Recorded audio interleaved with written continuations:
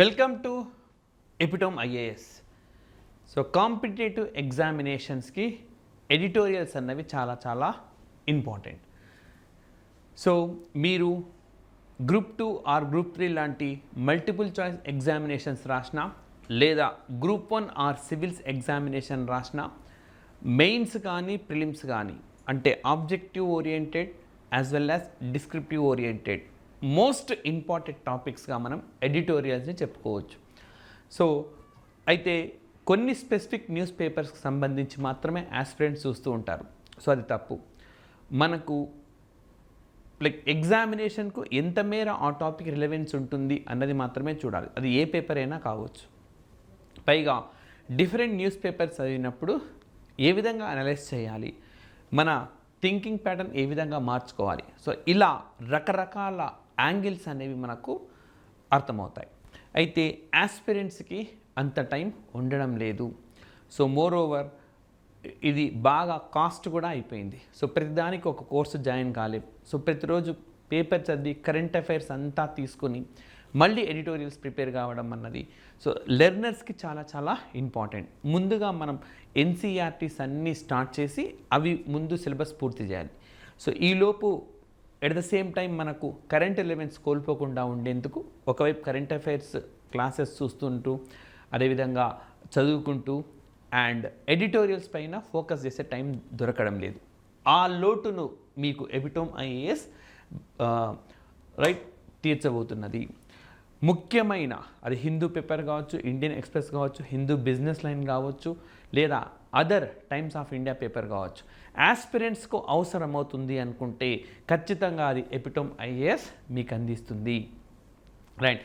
Even Telugu news papers అయినా సరే, అది ఈనాడు కావచ్చు, సాక్షి కావచ్చు, ఆంధ్రజ్యోతి కావచ్చు, నవ తెలంగాణ కావచ్చు, ఇంకా ఏ పేపర్ అయినా సరే, సో మీకందరికీ ఉపయోగపడేది. అండ్ మోర్ ఓవర్ ఇందులో మీకు ఏ విధంగా మనకు మెయిన్స్లో అడుగుతారు, అంటే డిస్క్రిప్టివ్, ఏ విధంగా ప్రిలిమ్స్లో అడుగుతారు, ఇలా ప్రతి కోణాన్ని టచ్ చేస్తూ మీకు టాపిక్స్ని ఎక్స్ప్లెయిన్ చేయడం జరుగుతుంది. సో అతి త్వరలో ఈ ఎడిటోరియల్ అన్న అంశం కూడా లైవ్ కాబోతున్నది. సో లైవ్లోనే మీకు దీన్ని ఎక్స్ప్లెయిన్ చేయడం, మీ డౌట్స్ని కూడా క్లారిఫై చేయడం కూడా ఉంటుంది.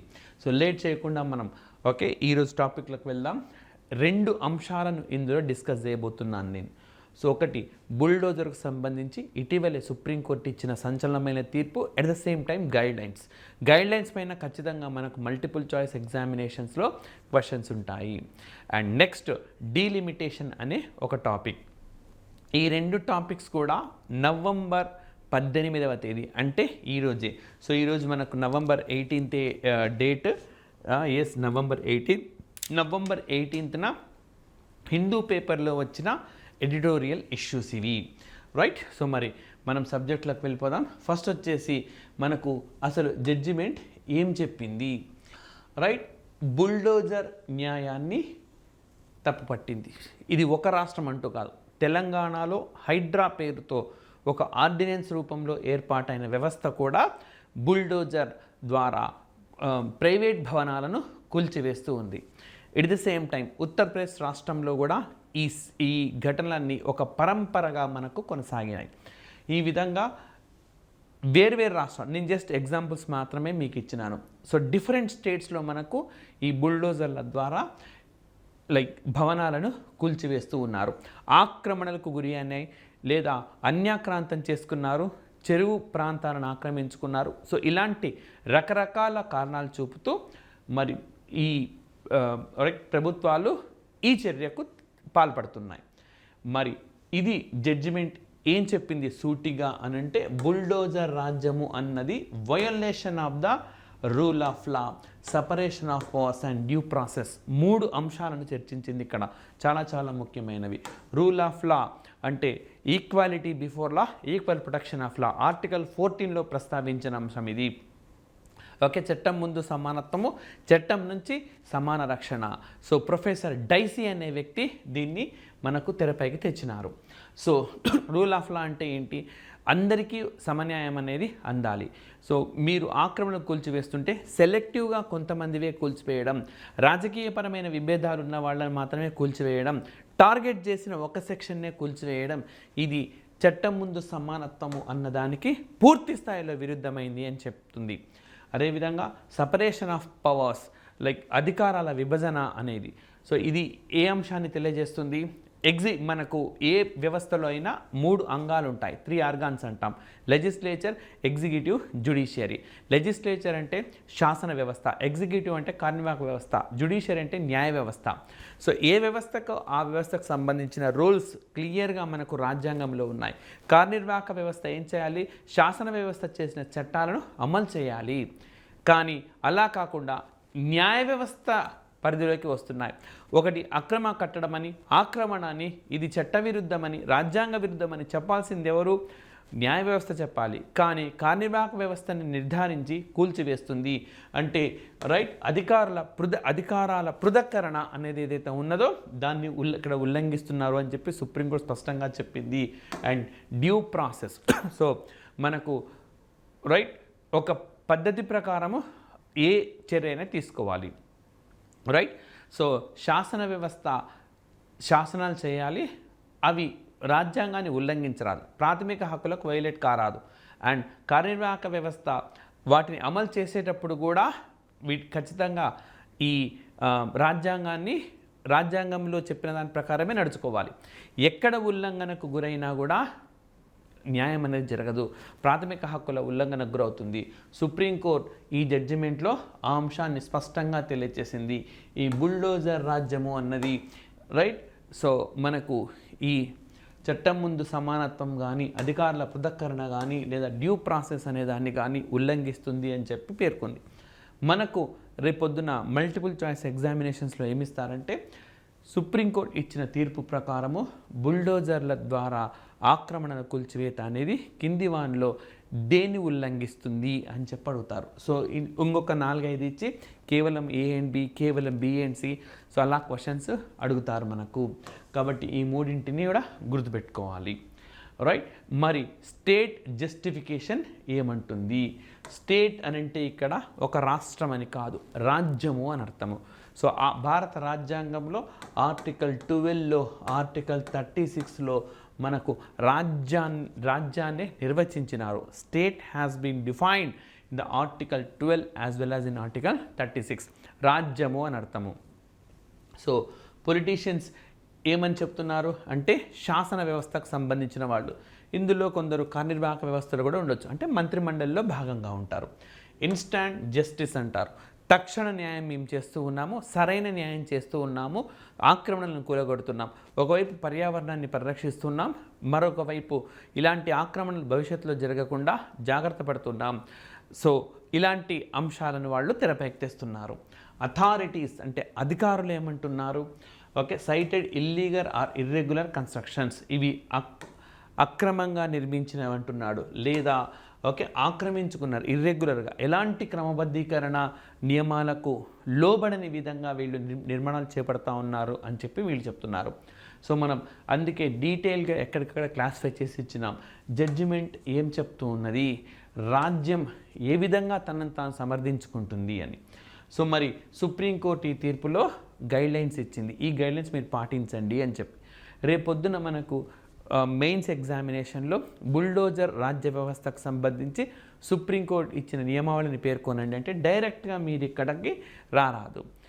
సో బుల్డోజర్ న్యాయం అన్నది ప్రజాస్వామ్యానికి అత్యంత కీలకమైన అధికార పృథక్కరణ, చట్టం ముందు సమానత్వము, అదేవిధంగా డ్యూ ప్రాసెస్ అనేవి ఉల్లంఘిస్తున్నట్లుగా సుప్రీంకోర్టు పేర్కొంది. రాజ్యము దీన్ని సరైన చర్యగా అభివర్ణిస్తున్నప్పటికీ సుప్రీంకోర్టు కొన్ని మార్గదర్శకాలను రూపొందించి వీటిని విధిగా పాటించాలని సూచించింది అని చెప్పి నీట్గా ఇంట్రడక్షన్ రాసి ఇవన్నీ కూడా మనము చెప్తాము. Like first of all serve notice, ముందు ఒక నోటీస్ ఇవ్వాలి వాళ్ళకు, మీరు ఆక్రమించుకున్నారు, మీది అక్రమమైన కట్టడము, సో ఇది క్రమబద్ధీకరణ చేసిన వీలు కాదు అని చెప్పి చెప్పుకోవచ్చు. 15 days ఫర్ రెస్పాన్స్, 15 రోజుల ముందస్తు. మనకు ఈ మల్టిపుల్ చాయిస్ ఎగ్జామినేషన్స్లో సుప్రీంకోర్టు జడ్జిమెంట్ ప్రకారం ఎన్ని రోజుల ముందు ఒక నోటీస్ని ఇవ్వాల్సి ఉంటుంది అని అడుగుతారు. 15 రోజుల ముందు నోటీస్ అనేది మనకు ఇవ్వాల్సి ఉంటుంది. రైట్, సో 15 days ముందు నోటీస్ ఇవ్వాలి. అండ్ అదేవిధంగా మనకు personal hearing and appeal. So 15 రోజుల్లో వ్యక్తిగతంగా వారి నుంచి వినతులు స్వీకరించాలి, వాళ్ళు చెప్పదలుచుకున్న దానికి అవకాశం ఇవ్వాలి.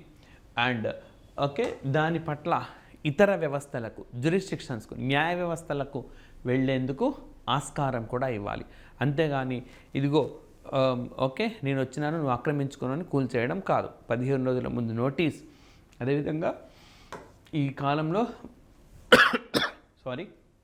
వాళ్ళ నుంచి సమాచారాన్ని సేకరించడం అన్నమాట.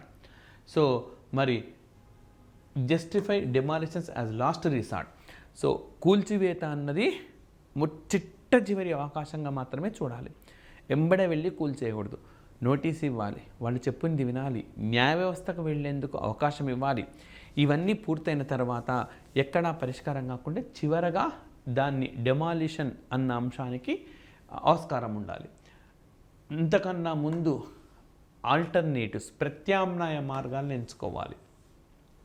So first of all notice, personal hearing and ప్రత్యామ్నాయ మార్గాలు పూర్తయిన తర్వాతనే డెమాలిషన్కి వెళ్ళాలి. మరి ప్రత్యామ్నాయ మార్గాలు ఏమేమి ఉన్నాయి, ఇది కూడా ఒక క్వశ్చన్. సుప్రీంకోర్టు సూచించిన ప్రత్యామ్నాయ మార్గాలు ఏవి అంటాడు. రెగ్యులరైజేషన్ ఆర్ పార్షియల్ డెమాలిషన్స్, అంటే ఆ భవనాలను క్రమబద్ధీకరించడము. సరే వాళ్ళు ఓకే ఆక్రమించి కట్టుకున్నారు, ఇంక దాన్ని కూల్చివేసే బదులు క్రమబద్ధీకరించడం. లేదా అనంటే మొత్తంగా కాకుండా కొంత పోర్షన్ని, వాళ్ళ నిత్యం జీవితానికి ఎలాంటి ఇబ్బంది లేకుండా కొంత మొత్తాన్ని వాళ్ళు డెమాలిష్ చేయండి అని చెప్పినారు. అండ్ ఓకే, అదేవిధంగా officials face liability for non compliance, అంటే ఈ నియమావళిగాన పాటించని పక్షంలో అధికారులపైన అధికారులను బాధ్యతగా చేయాలి. ఓకే, అధికారులు బాధ్యత, ఎందుకంటే అన్ని అనుమతులు తీసుకునే కట్టుకుంటారు. అసలు అనుమతి ఎలా వస్తుంది వాళ్ళకి అక్రమం అయితే? సో ఆ దిశగా కూడా ఆలోచన చేయాలి అని చెప్పి ఇన్ని ప్రత్యామ్నాయాలను సుప్రీంకోర్టు సూచించింది. సో మనకు నేరుగా అడుగుతారు, సో ఈ బుల్డోజర్ కూల్చివేతలకు సంబంధించి సుప్రీంకోర్టు సూచించిన మార్గాలేవి అని చెప్పి అడుగుతారు. సో ఇవి మనం ఆన్సర్ చేయాల్సి ఉంటుంది. నెట్ ఎగ్జంప్షన్స్ కన్సర్న్, అంటే ఓకే సుప్రీంకోర్టు కొన్ని మినహాయింపులను పేర్కొంటుంది. సో ఏమని, పబ్లిక్ ల్యాండ్ స్ట్రక్చర్ ఎగ్జంప్టెడ్, అంటే ప్రజలకు ఉపయోగపడేవి నిర్మాణాలు ఉంటే, లైక్ ఓకే వివిధ సామాజిక పథకాల కింద నిర్మించినవైతే వాటికి మినహాయింపు.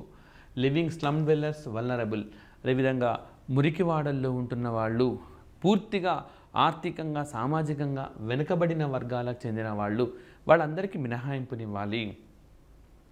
ఓకే, సో అదేవిధంగా వాళ్లకు తప్పనిసరి కూల్చివేయాల్సి వస్తే ప్రత్యామ్నాయంగా వాళ్లకు గూడు కల్పించే హక్కును కూడా మనం పరిశీలించాలి. సో ప్రత్యామ్నాయంగా ఎలాంటి హక్కు కల్పించకుండా వాళ్లను ఆ భవనాలను కూల్చివేయడం అన్నది సరికాదు.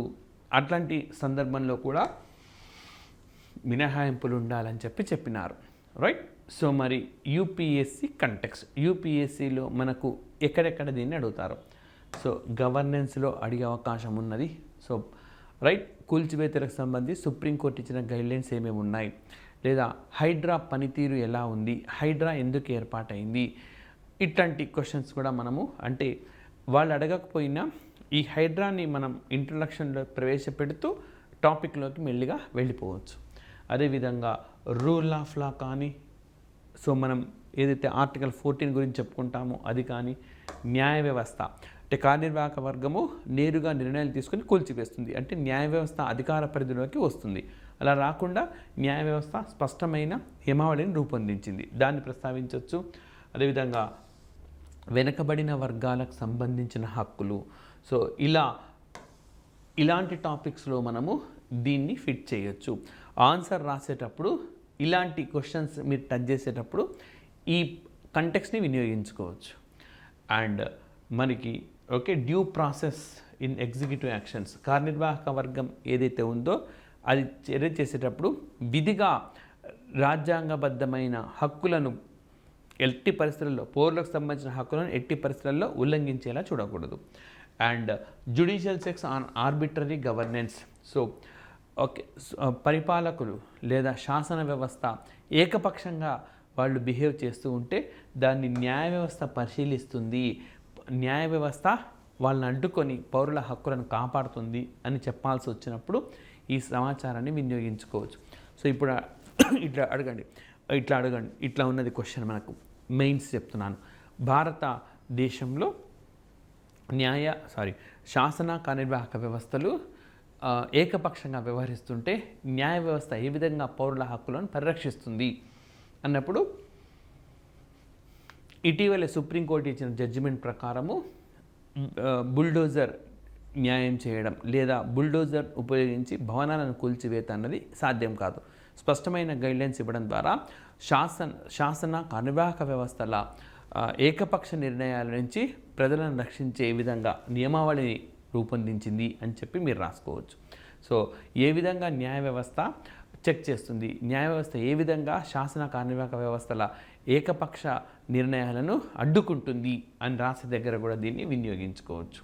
ఓకే, సో మీరు ఇట్లాంటి ఇన్ఫర్మేషన్ కానీ పీడిఎఫ్ని ఏదైనా సరే ఎపిటోమ్కి సంబంధించిన యాప్లో డౌన్లోడ్ చేసుకోవచ్చు. అండ్ నెక్స్ట్ మరి ఇంకొక టాపిక్, ఇది కూడా మనకు హిందూ పేపర్లో వచ్చిన ఎడిటోరియల్, దీన్ని కూడా ఇదే సెషన్లో నేను మీకు అందిస్తున్నాను. రైట్, సో మనకు డీలిమిటేషన్ అంటే నియోజకవర్గాల పునర్విభజన. సో ప్రతి 10 సంవత్సరాలకు ఒకసారి నియోజకవర్గాలను పునర్విభజించాలి అని చెప్పి మనకు రాజ్యాంగం నిర్దేశించింది. So article 82.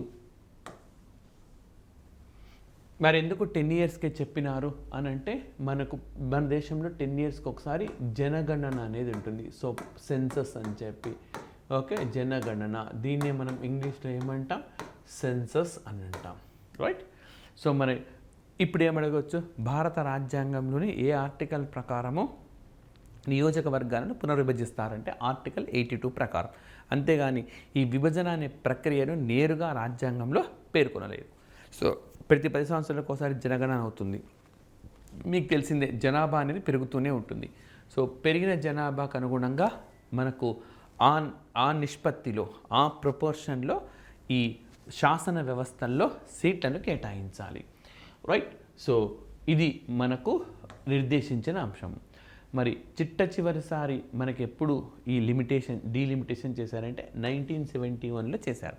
సో నేను మీకు స్టార్టింగ్ చెప్పినట్టు 1971లో చేశారంటే మళ్ళీ ఎప్పుడు చేయాలి, 81లో చేయాలి, 91లో చేయాలి, 2001లో చేయాలి, 2011లో చేయాలి, 2021లో చేయాలి. ప్రతిసారి మనకు సీట్ల స్థానంలో మార్పులు వస్తూ ఉండాలి.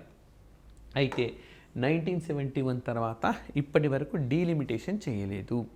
లోక్సభ స్థానాల సంఖ్య కానీ వివిధ శాసన వ్యవస్థల సంఖ్య, శాసనసభలలో సీట్ల సంఖ్య కానీ పెంచలేదు.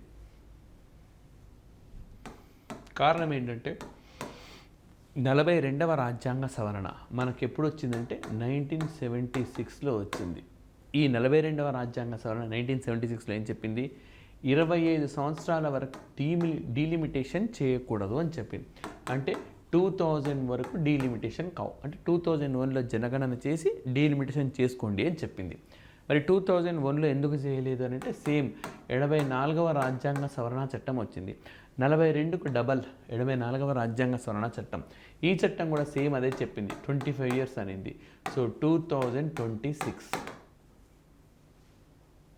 సో ఇది మనకు అందుకే 2026 అంటే ఇంకా 2 సంవత్సరాలు. ఇప్పుడు 24 చివరికి వచ్చేసినాం, ఆల్రెడీ 11 నెలలు అయిపోయింది. 11 నెలల్లో 11వ నెలలో 15 రోజులు కూడా అయిపోయింది దాదాపుగా. అంటే ఇంకా హార్డ్లీ ఒక 45 రోజులు మాత్రమే ఉంది.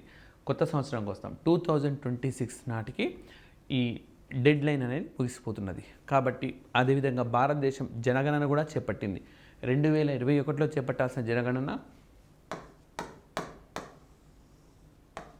2025లో చేపడుతుంది. దీనికి కారణం కోవిడ్ అన్నమాట. సో మరి ఈ డీలిమిటేషన్ వల్ల ప్రాబ్లమ్స్ ఎవరికి వస్తాయి. సో మీరు గ్రూప్ 1 మెయిన్స్ కానీ లేదా సివిల్స్ మెయిన్స్ కానీ రాసేటప్పుడు అత్యధికంగా ఉపయోగపడే అంశం ఇది. సో ఎక్కడ అంటే నాన్ హిందీ స్టేట్స్లలో, అంటే హిందీ భాష మాట్లాడని రాష్ట్రాలకు ఇది ఇబ్బందికరంగా మారే అంశం. ఎందుకు? సో అడుగుతాడు క్వశ్చన్. ఈవెన్ మల్టిపుల్ చాయిస్ ఎగ్జామినేషన్స్లో కూడా జనగణన ద్వారా ఎందుకు హిందీ భాషేతర రాష్ట్రాలకు నష్టము అని అడుగుతారు. ముఖ్యంగా దక్షిణాది రాష్ట్రాలు. ఎందుకంటే ఇక్కడ ఫర్టిలిటీ రేట్స్ అంటే జననాల రేటు తక్కువగా ఉన్నది. అదేవిధంగా హిందీ మాట్లాడే భాషల్లో జననాల రేటు ఎక్కువగా ఉన్నది. మరి ఏంటి దక్షిణాది రాష్ట్రాలకు నష్టము అని అంటే జనాభా ప్రాతిపదికననే మనకు సీట్లు ఉంటాయి, ఆ మేరకు సీట్లు కోల్పోతాం. జనాభా ప్రాతిపదికనే ఆర్థిక సంఘం నిధులను సిఫారసు చేస్తుంది, ఆ నిధులను కోల్పోతాం. నిజం చెప్పాలి అని అంటే జనాభాను నియంత్రించండి, జనాభా నియంత్రణ పద్ధతులను ప్రజలకు తెలియచేయండి, పాపులేషన్ అనేది మనకు స్టెబిలైజ్ కావాలి అని చెప్పి కేంద్ర ప్రభుత్వమే రాష్ట్రాన్ని ప్రోత్సహించింది. కేంద్రం చెప్పిన ఈ మాటను తూచా తప్పకుండా దక్షిణాది రాష్ట్రాలు పాటించినాయి. ఉదాహరణకు మనకు ఉమ్మడి ఆంధ్రప్రదేశ్ ఉన్నప్పుడు 2 పిల్లలు ఉంటేనే స్థానిక సంస్థల్లో పోటీలకు అర్హులు అని చెప్పి ఒక 1994లో సవరణ చేశారు. రైట్, అంటే జనాభా నియంత్రించేందుకు ఆ సవరణని ఒక సాధనంగా వినియోగించినారు. రీసెంట్గా మనకు ఒక 4-5 రోజుల కిందట, ఇంకా 2 రోజులే అయిందేమో, ఆంధ్రప్రదేశ్ శాసనసభలో బిల్లు ప్రవేశపెట్టారు. ఆ నిబంధనను తొలగించినారు. ఎందుకనంటే ఒకవైపు మన దగ్గర జనాభా తగ్గిపోతుంది, కేంద్రం చెప్పినట్టుగా జనాభాను మనం సమర్థంగా నియంత్రిస్తూ ఉన్నాం. ఉత్తరాది రాష్ట్రాలేమో, ముఖ్యంగా హిందీ భాష మాట్లాడే రాష్ట్రాలు ఈ నియంత్రణ పద్ధతిని పాటించడం లేదు. వారికి జనాభా పెరిగింది, మనకు జనాభా తగ్గిపోయింది. అండ్ ఆ ఇంపాక్ట్ ఏంటి, ఎక్కువ నిధులు వాళ్ళకి వెళ్తాయి. నువ్వు చెప్పింది చేసినందుకు నాకు డబ్బులు కోల్పోతున్నాను, నువ్వు చెప్పినవు నియంత్రించిన నాకు అడిషనల్గా ఫండింగ్ ఇవ్వాలి, కానీ అక్కడ వాడిని చెప్పిన మాట వినలేదు, జనాభా నియంత్రణ అంశాలను అంతగా పట్టించుకోలేదు, వానికి ఎక్కువ డబ్బులు వెళ్తూ ఉన్నాయి. సో ఈ విధంగా నష్టపోతున్నాయి. హిందీ భాష మాట్లాడని రాష్ట్రాలు, ముఖ్యంగా దక్షిణాది రాష్ట్రాలు నష్టపోతున్నాయి. సో మనకి అనలైటికల్గా క్వశ్చన్ వచ్చింది అనుకోండి, ఎందుకు దక్షిణాది రాష్ట్రాలు నష్టపోతాయి ఈ జనగణన వల్ల అంటే,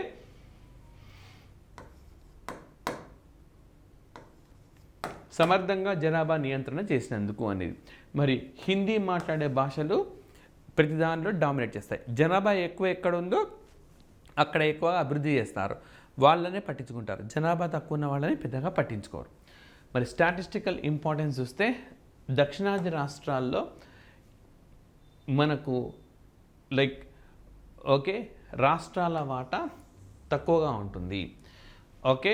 అండ్ దక్షిణాది రాష్ట్రాలు అంటే లోక్సభ సీట్ల సంఖ్య సింపుల్గా గతంలో 100 సీట్లు ఉన్నాయనుకోండి. సో మొత్తం టోటల్ దక్షిణాది రాష్ట్రాలకు 25 సీట్లు ఉన్నాయి. మొత్తం దేశం మొత్తం దక్షిణ ఉత్తర అంతా కలిపి 100 సీట్లు, 25 దక్షిణాది రాష్ట్రాలు.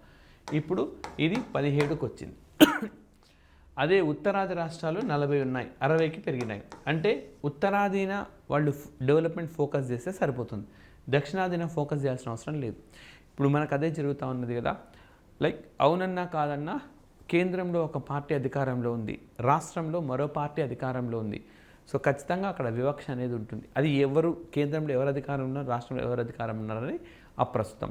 ఎప్పుడు చెప్తుంటారు కదా, మా పైన సవతి ప్రేమ చూపిస్తున్నారని చెప్పి, వాస్తవానికి అది కొంచెం దగ్గర ఉన్న స్టేట్మెంట్ కానీ చెప్పుకోవచ్చు. రైట్. సో ఎక్కడ అవసరం ఉందో అక్కడ ఫండింగ్ వెళ్తుంది. బెస్ట్ ఎగ్జాంపుల్ మీకు 2014 నుంచి 19 వరకు తెలుగుదేశం అంటే ఇప్పుడున్న ఎన్డీఏనే అప్పుడు అధికారంలో ఉంది. కానీ అప్పుడు తెలుగుదేశం లేదా ఈ జనసేన పార్టీ మద్దతు పైన ఆధారపడలేదు కేంద్రం, అందుకే పెద్దగా ఫండింగ్ అనేది రాలేదు. కానీ ఇప్పుడు ఆధారపడి ఉంది అంటే సీట్లు ఎక్కువగా ఉన్నప్పుడు ఖచ్చితంగా వాళ్ళు మనపైన ఆధారపడతారు. ఇప్పుడు తెలుగుదేశం మద్దతు అత్యంత కీలకం, జనసేన మద్దతు అత్యంత కీలకం, కాబట్టి ఫండింగ్ ప్యాటర్న్ బాగా ఉన్నది. సో రైట్, ఇప్పుడు ఆ సీట్ల సంఖ్య మనకు తగ్గిపోతే పట్టించుకునే నాతుడే ఉండడు. కాబట్టి దక్షిణాది రాష్ట్రాలు, మరి ఎందుకు దక్షిణాది రాష్ట్రాల్లో సీట్లు తగ్గిపోతున్నాయంటే ఇక జనాభా తగ్గిపోయింది. ఎందుకు ఇక్కడ జనాభా తక్కువగా ఉన్నదంటే ఇక్కడ జనాభా నియంత్రణ విధానాలను బాగా పాటించినారు, అక్కడ పాటించలేదు. 40 సీట్లు ఉన్నది 60 సీట్లకు వెళ్ళిపోతూ ఉన్నది. కాబట్టి వాడు అక్కడే డెవలప్ చేసుకుంటాడనమాట. ఈ రాష్ట్రాలు నేను గెలిస్తే చాలు, ఆ రాష్ట్రాలు గెలవకపోయినా పర్వాలేదు అన్న ధోరణికి వెళ్ళిపోతారు. సో ఈ విధంగా మనకు అభివృద్ధిలో వివక్ష అనేది కనపడుతుంది, నిధుల కేటాయింపు వివక్ష అనేది కనపడుతుంది. అండ్ మరి ఈ రాష్ట్రం అయితే పన్ను అయితే చెల్లిస్తూ ఉండాల్సిందే, కానీ ప్రయోజనాలు మాత్రం వేరే రాష్ట్రాలకు వెళ్తాయి. సో ఇదంతా ఒక అనిశ్చిత పరిస్థితికి దారితీస్తుంది అనడంలో సందేహం లేదు. ఫిజికల్ డిస్పారిటీస్ అంటే విత్తపరమైన వివక్షతలు కూడా చూడవచ్చు. Southern states contribute more taxes. So మన దగ్గర ఇప్పుడు మనం 100 రూపాయలు ట్యాక్స్ కడితే మనకు వాడి నుంచి 150 వచ్చినాయి అనుకోండి. ఎస్, మనకు 100 కట్టినా కూడా 150 వచ్చినాయి. మనం 100 కడితే మనకి ఇచ్చే 75. అలాంటప్పుడు ఎందుకు కట్టాలి అని ఒక ఆలోచన వస్తుంది. సో ఆల్రెడీ ఈ అంశానికి సంబంధించి కేరళ రాష్ట్రంలో ఒక చర్చ కూడా జరిగింది. కేరళ ముఖ్యమంత్రి, ఆంధ్రప్రదేశ్ ముఖ్యమంత్రి అండ్ కర్ణాటక ముఖ్యమంత్రి, తమిళనాడు ముఖ్యమంత్రి వీళ్ళు అటెండ్ కూడా అయ్యారు అక్కడ. Okay, and proposed solutions. మరి ఓకే, ఈ సమస్య మనకు వస్తున్నదని తెలిసిపోతున్నది. సమస్యకు పరిష్కారం ఏంటి? Permanently freeze delimitation. అంటే ఈ నియోజకవర్గాల పునర్విభజన ఏదైతే ఉందో శాశ్వతంగా దీనికి నిలిపివేయాలి.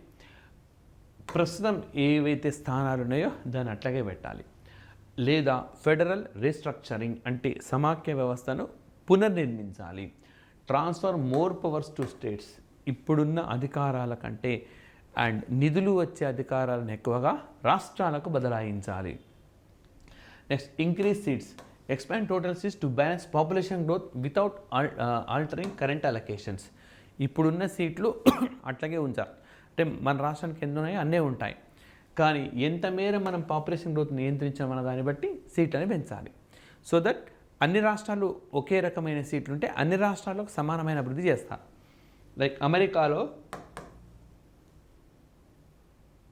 50 రాష్ట్రాలు, ఒక్కొక్క రాష్ట్రానికి 2 సీట్లు, జనాభాతో సంబంధం లేదు, అందరికీ సమానం. మన దగ్గర పెద్ద రాష్ట్రాలు. ఉత్తరప్రదేశ్లో ఎందుకు విజయం కోరుకుంటున్నారు? ఉత్తరప్రదేశ్లో ఎక్కువ స్థానాలు ఉన్నాయి.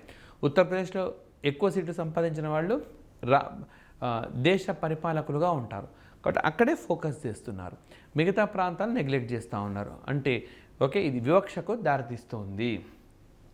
రైట్. సో మరి ఇవి సొల్యూషన్స్ అన్నమాట. మరి ఇప్పుడు మనకు పరిశీలించాల్సిన అంశాలంటే కన్సర్న్స్ ఏమున్నాయి?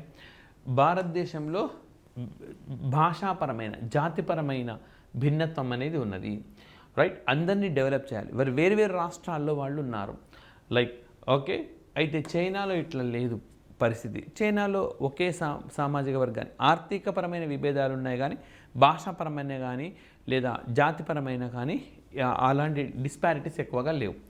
సో కానీ భారతదేశంకి ఆ పరిస్థితి లేదు కాబట్టి పూర్తిగా భారతదేశం సహకార సమాఖ్యపైన ఆధారపడాలి.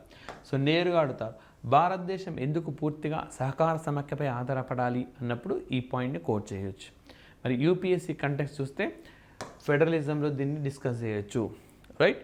సో అంటే సమాఖ్య వ్యవస్థను ఇప్పుడు రాష్ట్రాలన్నింటినీ ఒక్కలా చూడకుండా జనాభా ఎక్కువ ఉన్న రాష్ట్రాలకు అధిక ప్రాధాన్యం ఇస్తూ జనాభా తక్కువ ఉండే రాష్ట్రాలకు ప్రాధాన్యతను తగ్గించే అవకాశం ఉన్నది. ఈ వివక్ష లేకుండా ఉండేందుకు ఒక సరైన విధానాన్ని కేంద్రం ఎంపిక చేసుకోవాల్సి ఉంటుంది. అలా రాయొచ్చు. అండ్ సెన్సస్ అనే టాపిక్ వచ్చినప్పుడు దీన్ని వినియోగించుకోవచ్చు. విధంగా ప్రాతినిధ్యం అన్న అంశంలో ఫిజికల్ ఫెడరలిజం అంటే విత్తపరమైన సమాఖ్య నిర్మాణానికి సంబంధించి చర్చిస్తున్నప్పుడు జనాభా ప్రాతిపదికన కేటాయింపుల వల్ల జనాభా నియంత్రణ సమర్థంగా చేసిన రాష్ట్రాలు నష్టపోతే జనాభా నియంత్రణ అంతగా చేయని రాష్ట్రాలు లబ్ధి పొందుతాయి. ఆ విధంగా ఓకే రాయొచ్చు.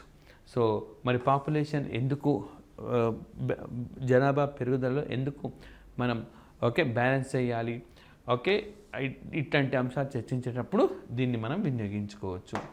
రైట్. సో ఇవి ఈ రోజుకు సంబంధించిన ఎడిటోరియల్ ఇష్యూస్. మళ్ళీ రేపటి ఎడిటోరియల్ ఇష్యూస్తో కలుద్దాం. సో దయచేసి వీడియోను లైక్ చేయండి, షేర్ చేయండి, సబ్స్క్రైబ్ చేసుకోండి. అతి త్వరలో ఈ సెషన్స్ లైవ్లోకి రాబోతున్నాయి. So thank you very much.